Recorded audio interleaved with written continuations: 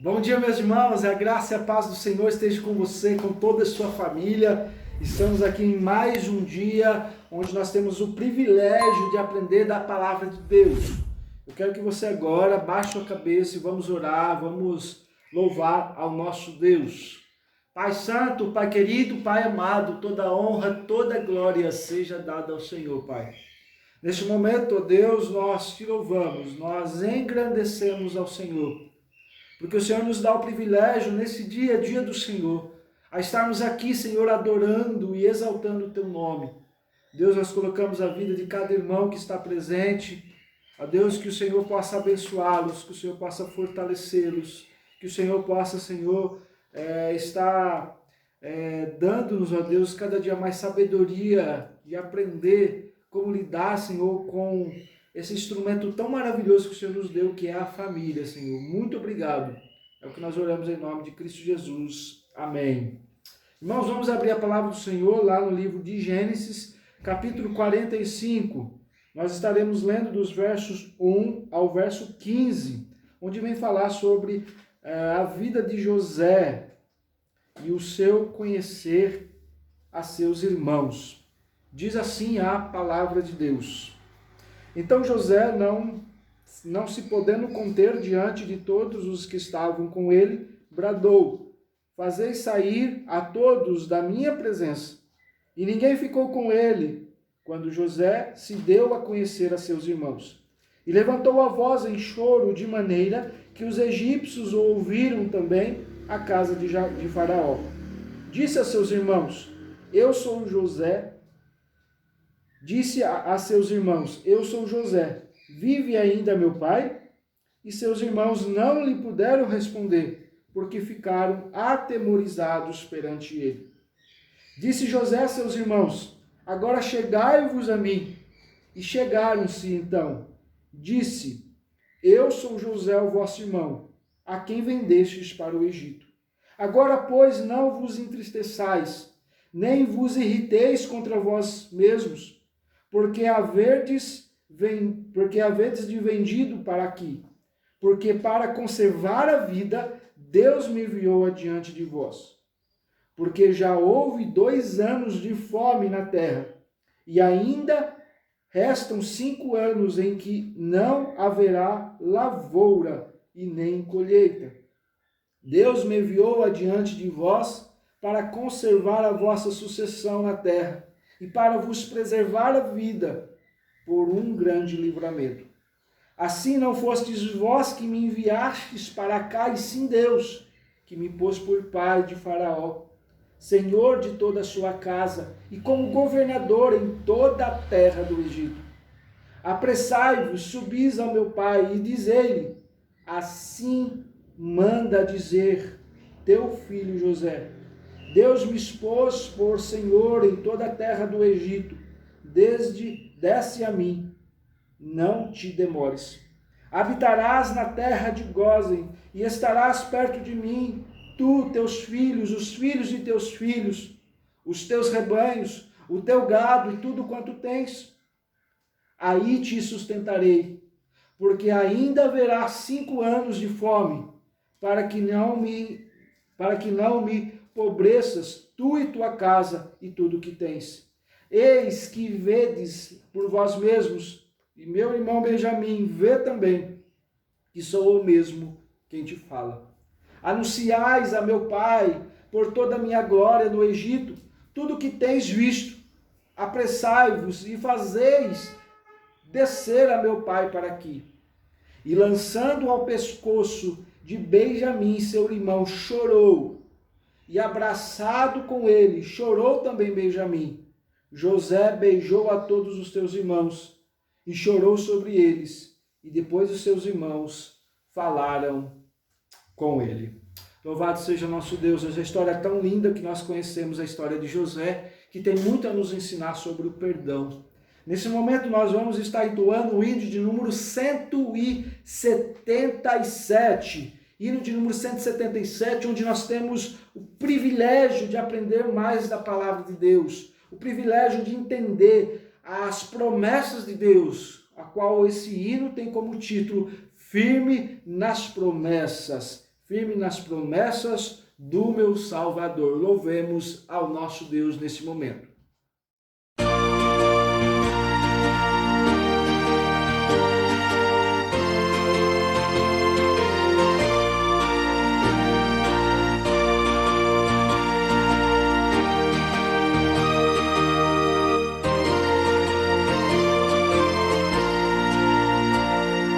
Firme nas promessas do meu Salvador, cantarei louvores ao meu Criador. Vivo pelos séculos do seu amor, firme nas promessas de Jesus. Firme, firme, firme nas promessas de Jesus, meu mestre.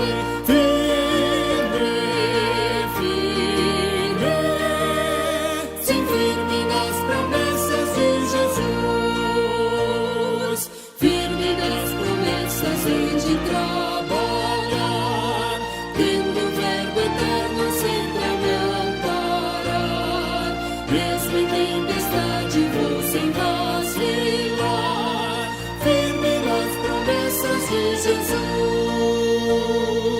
firme, firme, firme nas promessas de Jesus, meu mestre.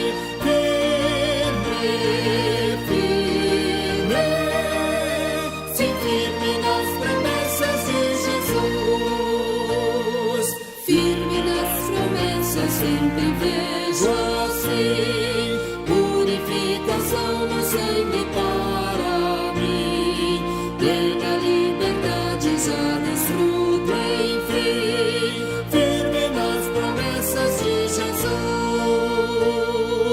Firme, firme, firme nas promessas de Jesus, meu mestre. Firme, firme, sim, firme nas promessas de Jesus.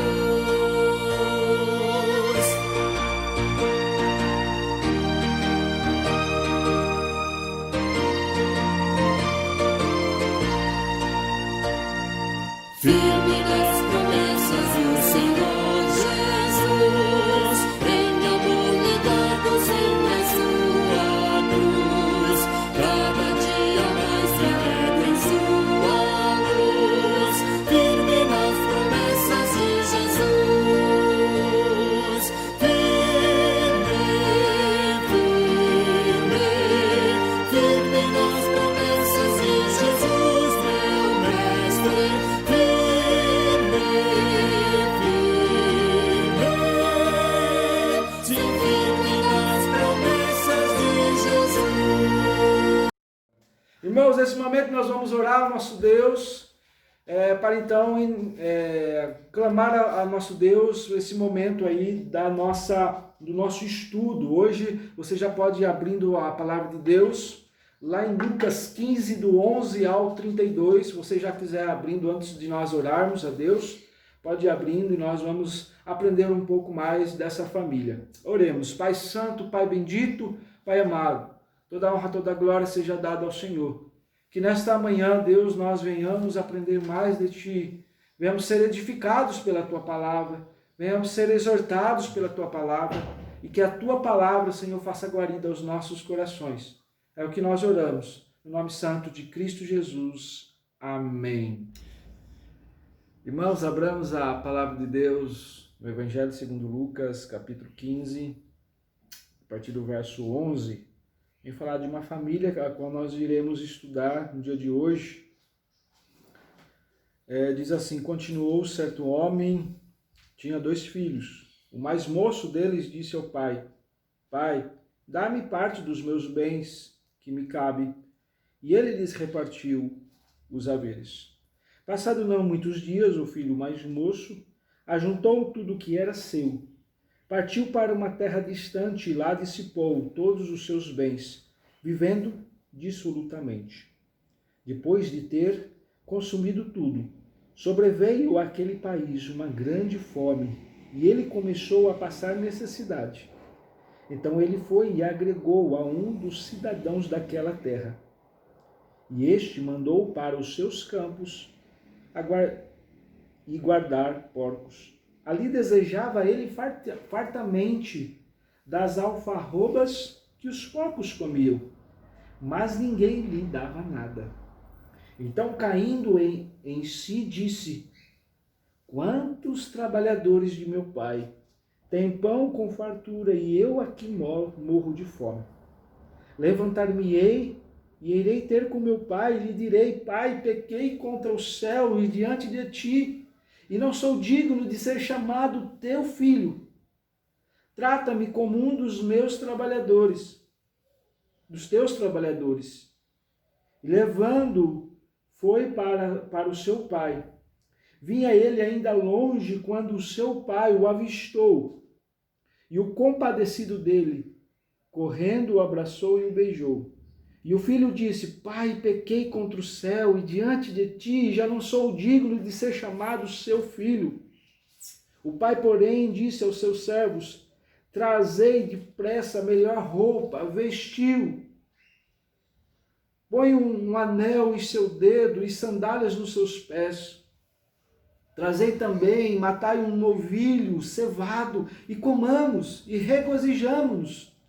Porque o meu filho estava morto e reviveu, estava perdido e foi achado, e começaram a regozijar-se. Ora, o filho mais velho estivera no campo, e quando voltara, ao aproximar a casa, ouviu a música e as danças. Chamou um dos criados e perguntou o que era aquilo. E ele informou e veio ao seu irmão, o seu pai mandou matar o novilho cevado, porque recuperou com saúde. Ele se indignou e não queria entrar, saindo, porém, o pai procurava conciliá-lo. Mas ele respondeu ao seu pai: há tantos anos que eu sirvo, sem jamais transgredir uma ordem tua, e nunca me destes um cabrito sequer para alegrar com os meus amigos. Vendo, porém, este teu filho, que desperdiçou os teus bens com meretrizes, tu mandastes matar para ele novilho cevado. Então lhe respondeu o pai: meu filho, tu sempre estás comigo. Tudo o que é meu é teu. Entretanto, era preciso que nos regozijássemos e nos alegrássemos, porque esse teu irmão estava morto e reviveu, estava perdido e foi achado. Meus irmãos, ao olharmos essa história, nós podemos perceber algo bem importante para a família. Mas eu queria começar aqui introduzindo uma história ou um relato que está num livro chamado Quem Ama, Educa.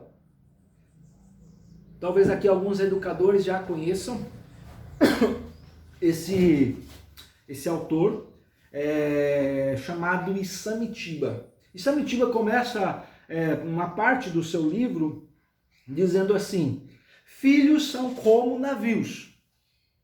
E de fato esta é um relato que nós podemos trazer para nós nesta manhã.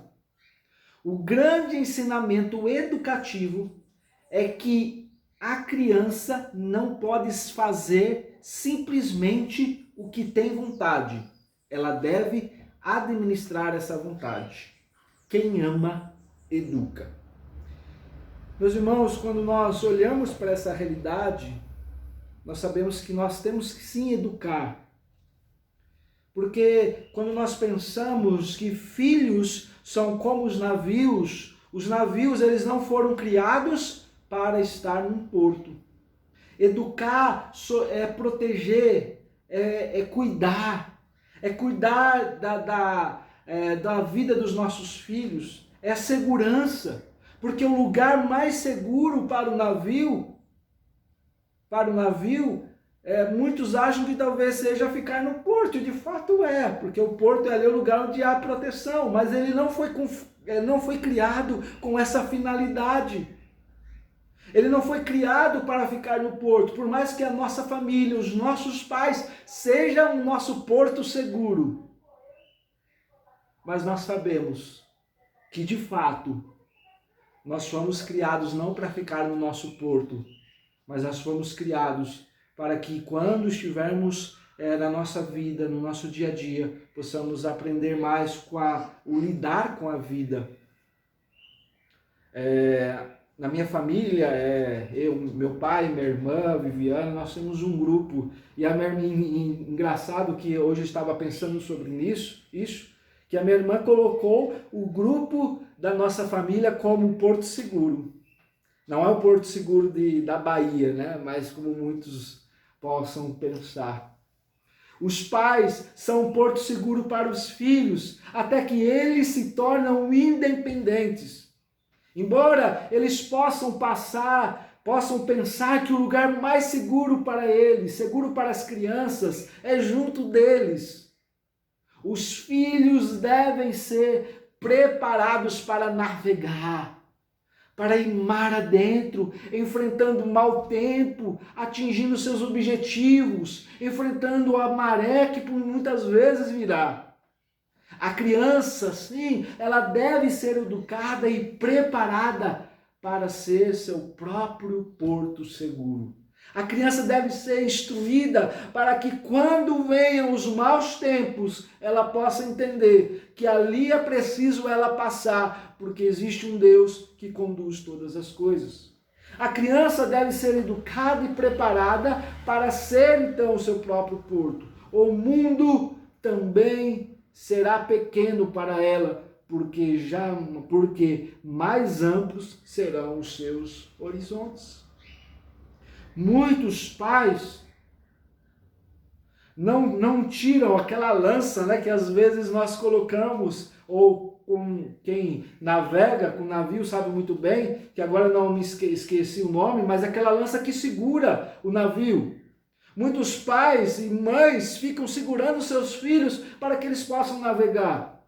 E esquecem que há um princípio do Senhor quanto a isso. Nem sempre os navios vão para o lugar que os seus fabricantes desejaram.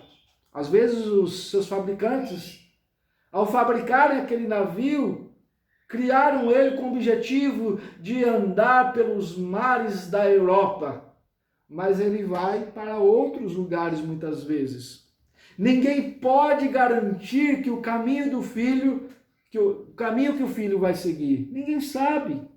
Mas seja para onde ele for, seja nos lugares que ele vá, ele terá que ter a ética baseada nas escrituras sagradas, a humildade, a humanidade, a honestidade, a disciplina, a gratidão, aos relacionamentos que ele pôde ser ensinado no processo em que os seus pais o ensinaram. O filho, então, é ensinado a navegar e que nessa viagem, nós como filhos, aqueles que ainda estão prestes a começar a navegar, sejam instruídos pela palavra de Deus. A família aqui apresentada, como nós acabamos de ler em Lucas 15, vai nos narrar uma história fictícia, claro, é uma parábola, que vai ilustrar o amor de Deus pelo pecador arrependido. Vai mostrar a situação que nós estávamos longe, desejando o pecado, mas Cristo Jesus é aquele que nos chama. Para denunciar, aqui o contexto é uma denúncia aos escribas e fariseus, que murmuravam pelo fato de Jesus receber pecadores e comer com eles. Embora, meus irmãos, essa seja uma família que é narrada através de uma história não real, uma parábola, esta família produz muitos efeitos nas famílias atuais.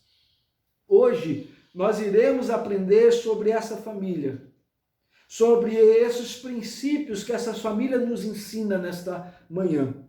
E que a palavra de Deus possa trazer a você grandes ensinamentos nesta manhã. E o primeiro ensinamento que nós podemos tirar desta família é que na vida familiar muitas vezes nós procedemos injustamente. Na vida familiar, muitas vezes nós procedemos injustamente. Olha comigo o versículo 12. O versículo 12, quando o filho mais moço disse ao pai: Pai, dai-me a parte dos bens que me cabe. Olha, a exigência de coisas indevidas. Nós bem sabemos que normalmente os bens eram repartidos após a morte do pai. Portanto, aquele filho, então, ele faz uma exigência indevida, imprópria para aquele momento. Ele chega a exigir do seu pai: Pai, dai-me. Ele exige que seu pai dê algo para ele que não estava em suas condições fazer. Muitos filhos hoje, eles vão exigir dos pais coisas que não estão ao alcance deles. Muitos filhos vão exigir dos seus pais aquilo que não está na sua condição. Querendo viver, muitas vezes, padrões de vida semelhantes aos dos colegas, sendo que seu pai não tem condição. Muitas vezes acabam sacrificando até os pais. Sacrificam os pais para conseguir algo, exigindo algo que não é necessário. Há filhos que são verdadeiros, desculpe-me a expressão, mas pesos mortos, porque sacrificam os pais. E a você, filho que está nos escutando nesta noite, nessa manhã, aliás, você, filho que está nos escutando nesta manhã, saiba que você deve auxiliar, ajudar o seu filho, não ajudar o seu pai. Nunca exija do seu pai aquilo que ele não pode dar. Às vezes nós vemos alguns jovens, pelo afã de querer as coisas, de poder conseguir as coisas, acabam exigindo dos seus pais um smartphone. Uma vez eu tinha um contato com um jovem que ele sempre ficava falando que queria um celular da época, com a capa daquilo que ele sempre sonhava, mas os seus pais não tinham condição e ele ficava exigindo que os seus pais pudessem comprar. Alguns em muito tempo conseguem colocar tudo que os pais conseguiram juntar durante os anos de trabalho, conseguem destruir isso. Os filhos não podem exigir dos pais o que eles desejam. Os pais devem dar aquilo que eles podem. E você, pai, nunca dê aos seus filhos aquilo que vai trazer um malefício para ele. Nunca dê ao seu filho algo que ele está exigindo de você. Então, primeiramente, na vida familiar, muitas vezes nós procedemos injustamente. Esse é o nosso primeira divisão do nosso texto. E vemos aqui no versículo 12 que por procedermos injustamente, nós, por muitas vezes, exigimos, ou os nossos filhos exigem de nós coisas indevidas. E além deles exigirem coisas indevidas, nós vemos também aqui nessa família o desprezo pela família. Olha o versículo 13, o que ele diz. O versículo 13 aqui dessa parábola diz assim: passados não muitos dias, o filho mais moço, ajuntando tudo o que era seu, partiu para uma terra distante e lá dissipou todos os seus bens, vivendo dissolutamente.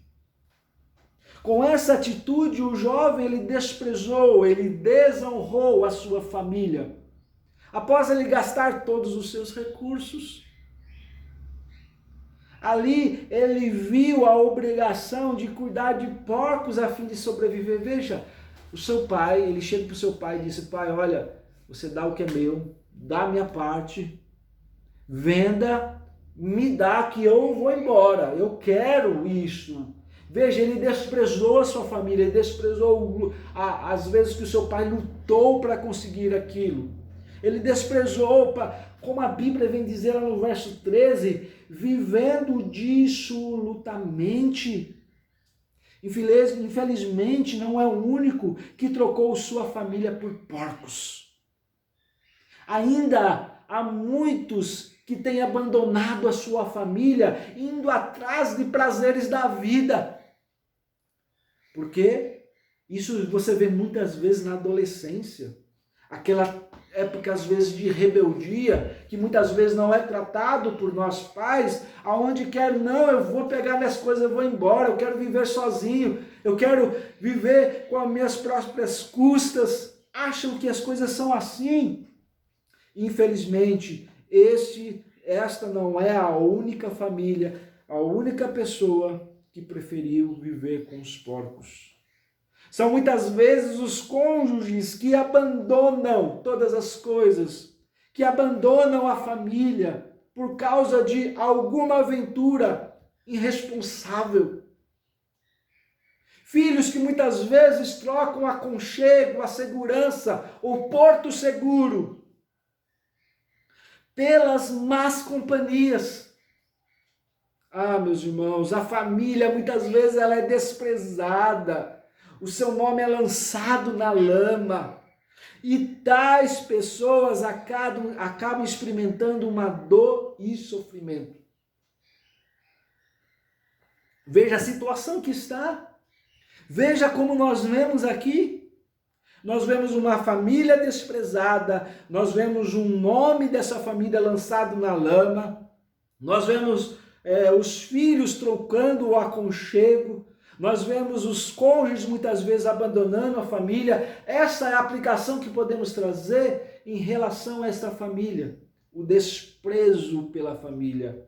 O desprezo. E o pior é que por muitas vezes se torna um caminho sem volta. Nós vemos então uma exigência de coisas indevidas. Nós vemos o desprezo pela família. Mas nós vemos também a negação do perdão. O que acontece? Para o jovem que era ali apresentado na parábola, houve uma oportunidade de arrependimento e mudança de vida. Ele reconheceu a sua miserável porque ele entendeu. Olha comigo lá no versos 17 ao 19, lá que ele vai dizendo que ele cai em si, ele começa a perceber o que ele tinha feito, e ele pensa, quantos trabalhadores dos meus pais, eles trabalham, eles têm pão, eles têm fartura.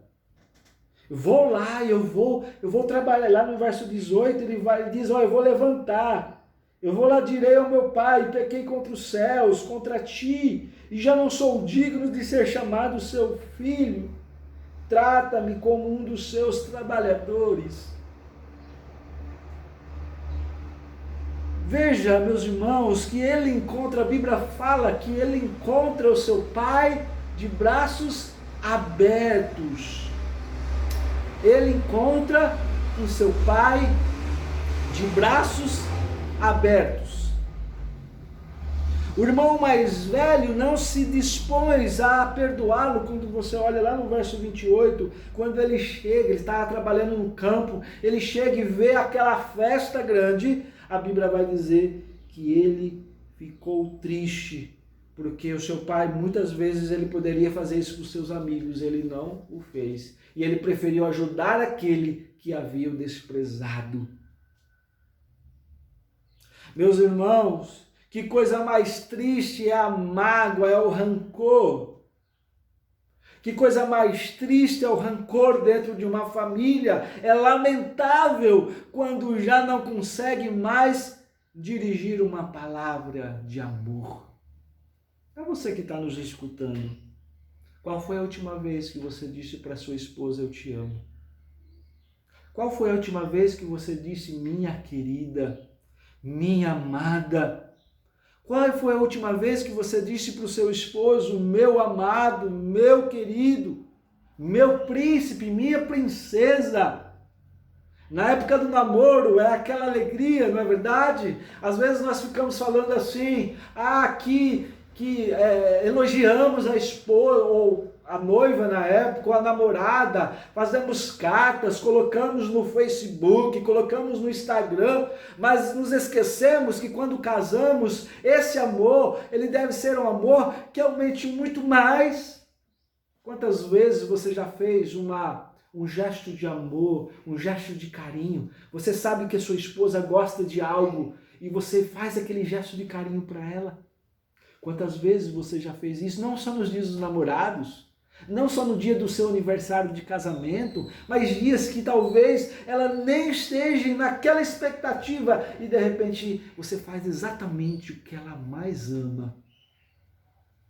Não deixemos, meus irmãos, que o rancor ele possa destruir os nossos lares, mas em que nos nossos lares possa haver perdão, possa haver amor, como aquele pai que estava de braços abertos esperando o seu filho. A Bíblia diz lá no versículo 20, e levantando-se foi para o seu pai. Vinha ele ainda longe quando o seu pai o avistou e, compadecido dele, correndo o abraçou e o beijou.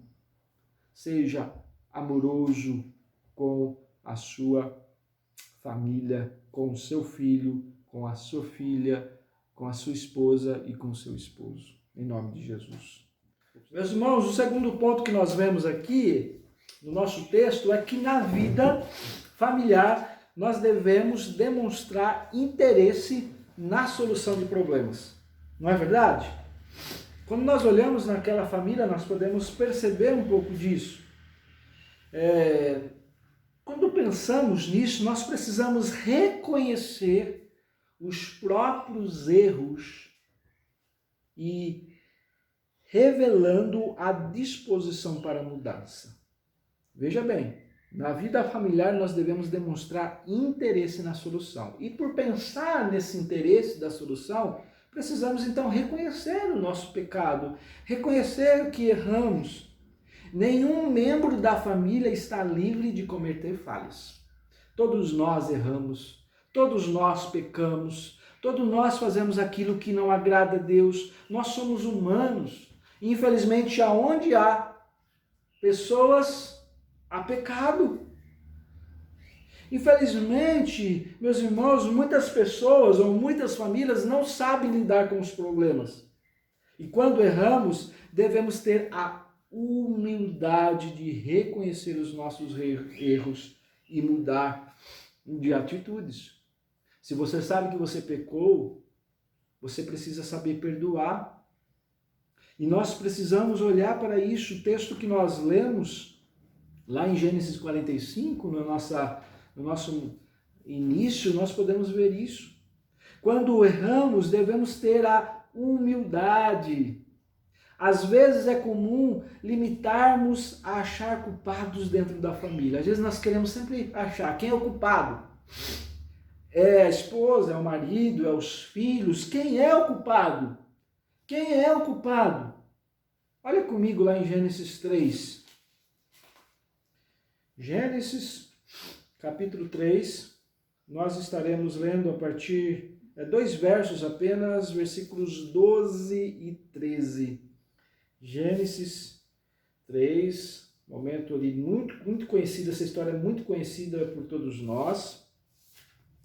E vem narrar a história de Adão e Eva, e lá no versículo 12 e 13 diz assim da palavra do Senhor.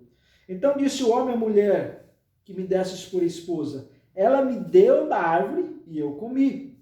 Disse o Senhor Deus à mulher, que é isso que fizestes? Respondeu a mulher, a serpente me enganou e eu comi. Olha, um colocando a culpa no outro. Um jogando a culpa pelo outro. Mas o importante, meus irmãos, é reconhecer os próprios erros, como fez o filho pródigo. O que nós vemos aqui no versículo 18? Nós vemos um homem que reconheceu, falou, pai, eu pequei contra o Senhor. Eu fiz aquilo que não agrada a Deus. Eu fiz algo pecaminoso, pai. Me perdoa. Quando você olha lá em Lucas 15, Você pode ver verso 18, exatamente isso. Ele diz, eu vou me levantar, eu vou à casa dos meus pais, eu vou dizer a ele, pai, pequei contra o Senhor. Nós temos estudado aí aos domingos pela noite os Salmos, né? E semana passada, domingo passado, nós estivemos estudando o Salmo, um dos Salmos de Davi, quando ele está sendo perseguido ali pelo Absalão. E lá no capítulo, lá no número 6 de Salmo, nós pudemos ver algo bem interessante, que Davi ele reconhece o seu pecado, ele reconhece aquilo que ele fez diante de Deus, e ele pede perdão a Deus. Muitas vezes nós não reconhecemos as nossas falhas, os nossos erros, precisamos reconhecer que somos pecadores. E houve reconhecimento naquela família.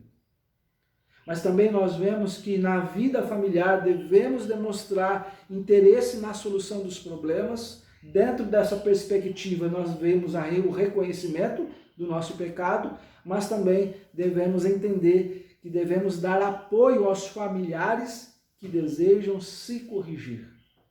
Veja, se de um lado nós vemos nessa parábola o pai recebendo de braços abertos com muito amor e acreditando na restauração, de outro lado nós vemos um irmão mais velho revelando toda a indisposição em perdoar o irmão arrependido. Se dependesse dele, o irmão nunca teria voltado. Se dependesse dele, ele deveria ser jogado de lado. Nós não podemos ter um coração tão duro assim. Não podemos ter um coração duro negando o perdão na família. Quantos lares estão destruídos, quantos lares estão divididos, quantos lares, meus irmãos, passam por momentos difíceis porque não há perdão. Mas é uma coisa tão difícil, sim, muitas vezes. Existem coisas que as pessoas fazem que nós pecamos e desagradamos a Deus com aquela atitude, não é verdade? Mas pense bem, se Jesus olhasse para você e dissesse, eu não vou te perdoar por aquilo que você fez ao me levar para a cruz. Veja que é algo muito sério, meus irmãos, porque essa parábola também vem nos mostrar da graça de Deus, do amor, a misericórdia do Senhor, aqueles a quem Ele chama. Porque ao olharmos isso, essa nossa situação, o Senhor Jesus nos perdoou de algo muito maior, que levou para a cruz. E o que nós fazemos muitas vezes, continuamos a pecar. E Ele nos perdoa com misericórdia. Meus irmãos, assim somos eu e você.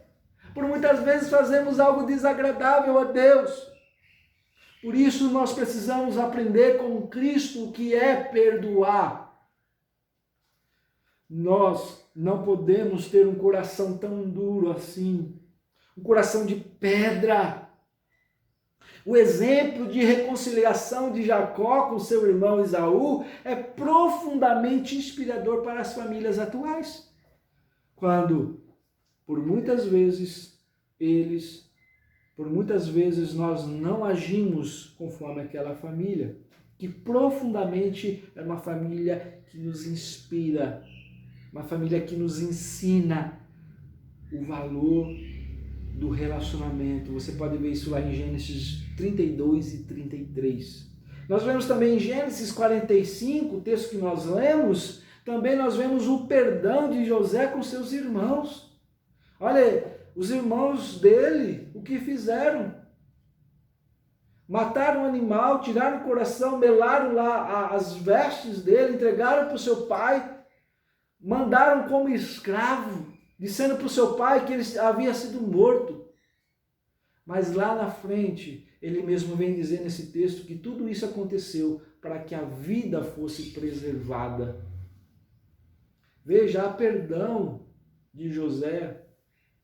Eles se reconciliam. Os seus irmãos vão até onde ele morava, são abençoados por ele. O perdão, ele traz isso. perdão traz reconciliação, o perdão traz bênção. Se você, por acaso, está passando algum momento difícil no seu relacionamento, onde não há perdão, onde há mágoa, onde há rancor, saiba que o sangue de Cristo Jesus é aquele que nos purifica de todo pecado. O sangue de Cristo Jesus é que há perdão. Apenas o sangue de Cristo Jesus pode trazer isso. Na família não deve haver mancha, mágoa, porque essa mancha foi tirada pelo sangue de Cristo. Quando você olha lá em Efésios 5, quando vem falar sobre a família, o que acontece se não mostrar exatamente esse princípio? O sangue de Cristo é aquele que purifica todos os nossos pecados. E por último, meus irmãos, na vida familiar não pode faltar amor.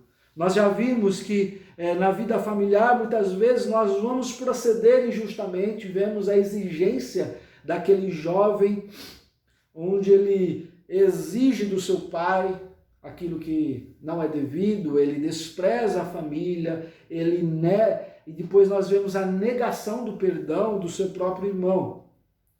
Vimos também que na vida familiar nós devemos demonstrar interesse na solução dos problemas. E vimos a falta do perdão, a falta da reconciliação, a falta que muitas vezes nós reconhecemos os nossos próprios erros, não reconhecemos os nossos próprios erros.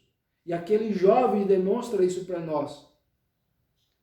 E agora nós vamos olhar, em uma última perspectiva desse texto, que na vida familiar não pode faltar amor.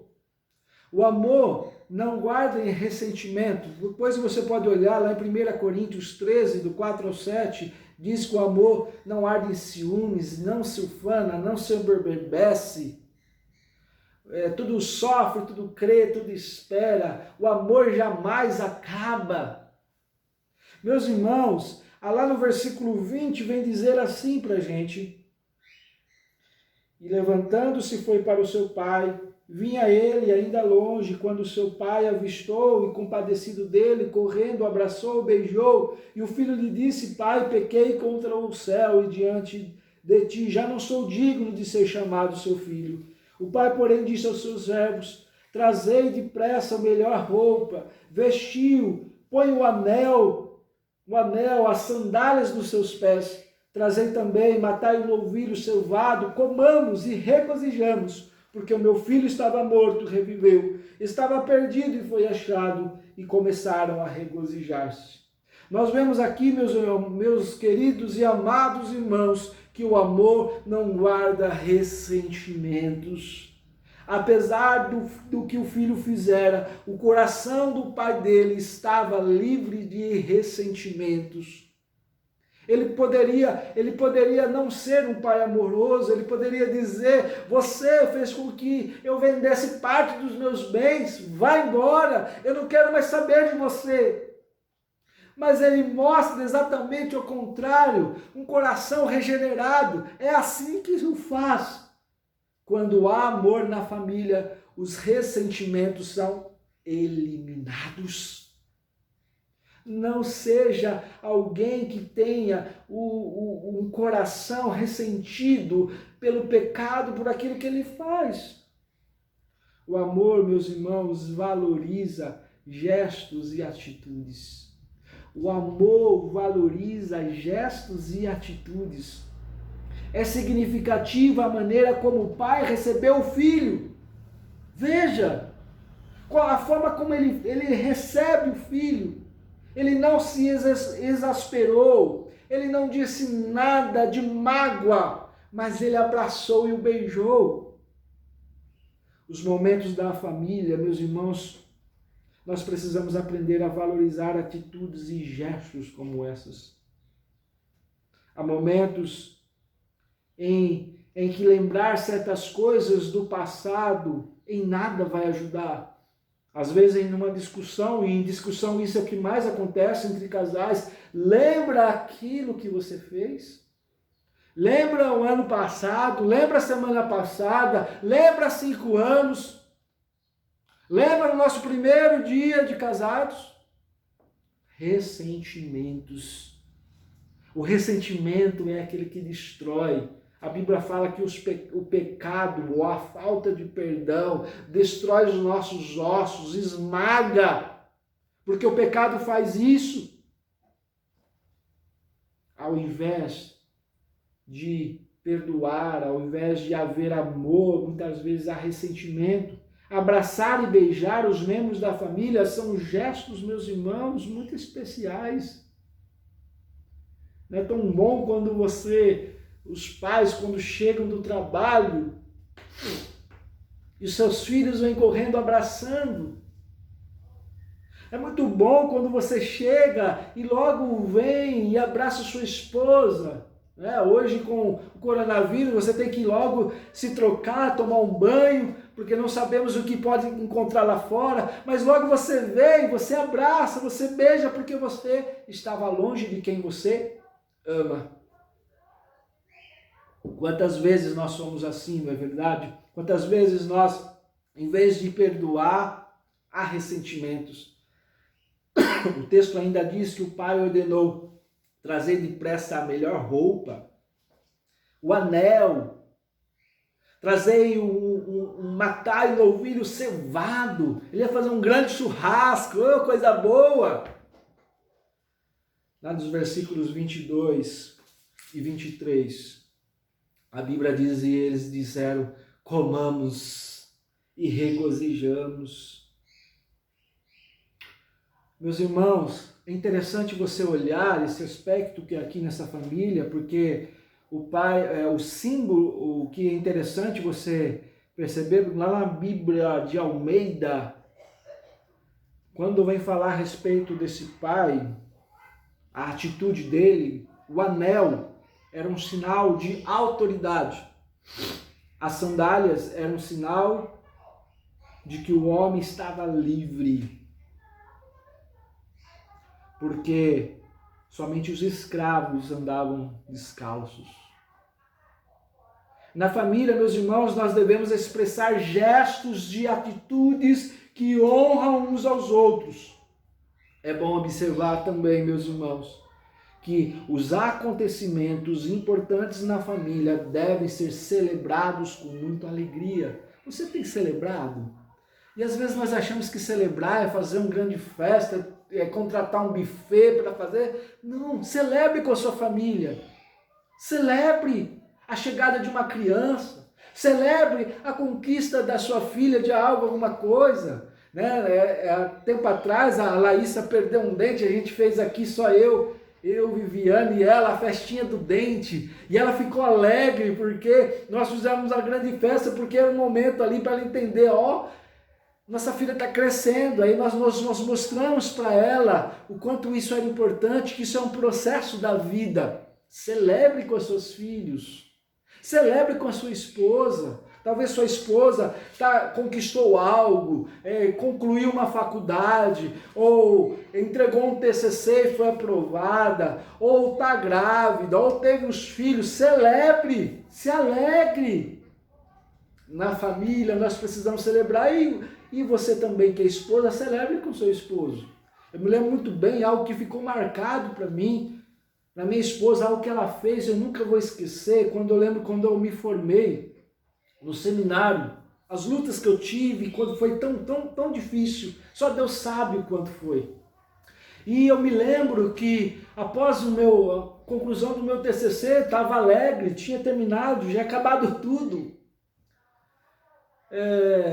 Só que eu mal imaginava que a minha esposa, ela estava fazendo uma grande festa lá em casa.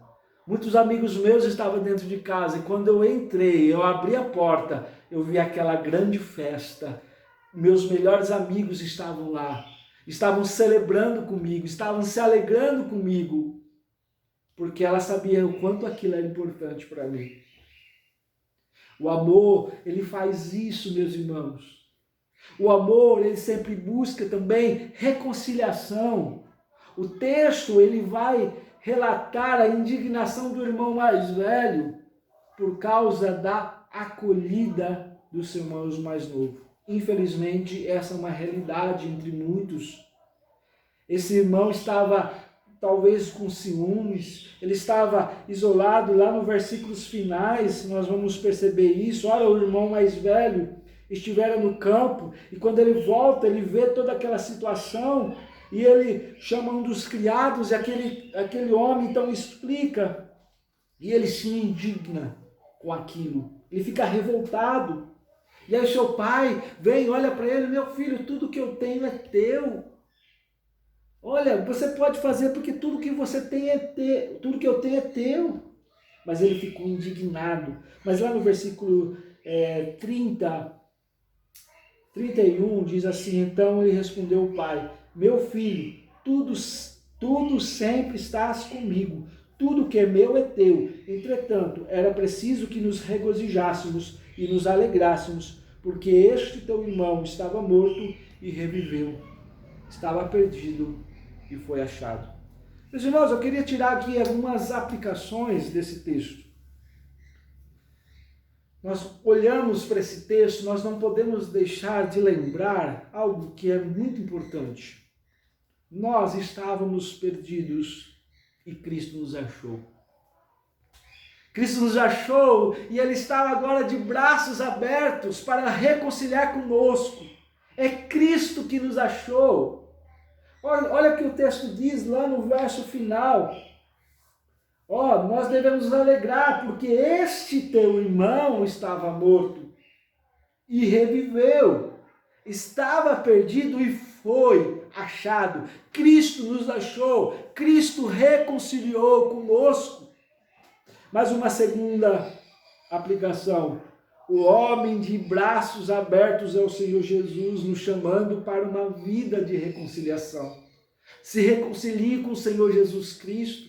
Se reconcilie, meu querido irmão. Se reconcilie com a sua esposa, com seus filhos, mas principalmente com o Senhor Jesus Cristo.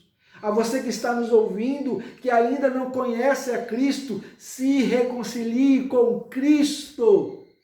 Vá até Ele. Vá até o Senhor Jesus, clame, joelhe, interceda e fala: Senhor, eu sou pecador, me dê a oportunidade de me reconciliar. E se for a vontade do Senhor, Ele vai atingir o seu coração e isso vai acontecer. Éramos, meus irmãos, como um filho mais novo, perdido, desejando uma comida indesejável. E hoje o Senhor Jesus nos chama a comer uma comida desejável. Ele estava lá desejando a comida dos porcos, mas o Senhor veio, reconciliou, deu um anel, deu uma roupa, e assim Ele faz conosco, assim que Cristo faz conosco. Quando você olha lá no livro de Efésios, o livro de Efésios vai nos mostrar exatamente isto, Deus nos dando um novo coração. Quando nós olhamos para Ezequiel, ele mostrando que o Senhor tira o coração de pedra e dá um coração de carne. É assim que Cristo faz comigo e com você. Lá em Efésios capítulo 4, ele começa mostrando, dos versos 17 e 18, a situação que nós estávamos na vaidade nos nossos próprios pensamentos. Mas ele diz lá no 20, mas não foi assim que aprendestes com Cristo. E ele vai mostrar o que Cristo faz. Lá no verso 23 ele diz: e vos renoveis no espírito do vosso entendimento, e vos revistais do novo homem, criado segundo Deus, em justiça, retidão, procedentes da verdade.